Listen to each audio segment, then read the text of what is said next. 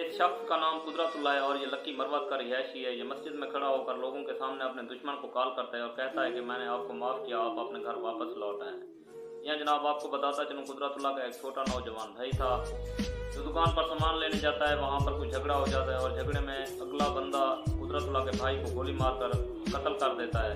और कुदरतुल्लाह की फैमिली ने अपने दुश्मन के घर पे हमला किया, लेकिन इनका दुश्मन वहाँ से भाग चुका था, हिजरत कर चुका था, अपने बच्चों को और अपनी पूरी फैमिली को लेकर वहाँ से चला गया था।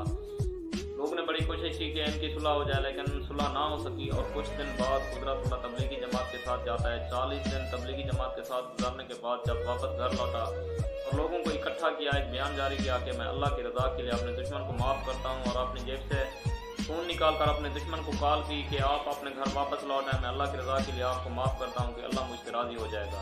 और इसका दुश्मन वहाँ वापस अपने घर वापस लौट आता है और गले आकर इससे गले मिलता है, और लोग ये मंजर देख कर रोने लगते हैं, लोगों की आंखों से आंसू आ जाते हैं। तो दोस्तों, कहने का मतलब ये है कि अगर आपके दिल में भी किसी के लिए नफरत है तो खुदा आप उसे माफ़ कर दें, क्योंकि बख्श देने वाला सबसे बड़ा होता है। वीडियो को लाइक कर दें, दोस्तों के साथ शेयर कर दें, अगर अभी तक फॉलो नहीं किया तो फॉलो कर दें। मिलते हैं अगली वीडियो में, तब तक के लिए दें इजाज़त। शुक्रिया, अल्लाह हाफ़िज़। अल्लाह आपको खुश रखे, सलामत रखें।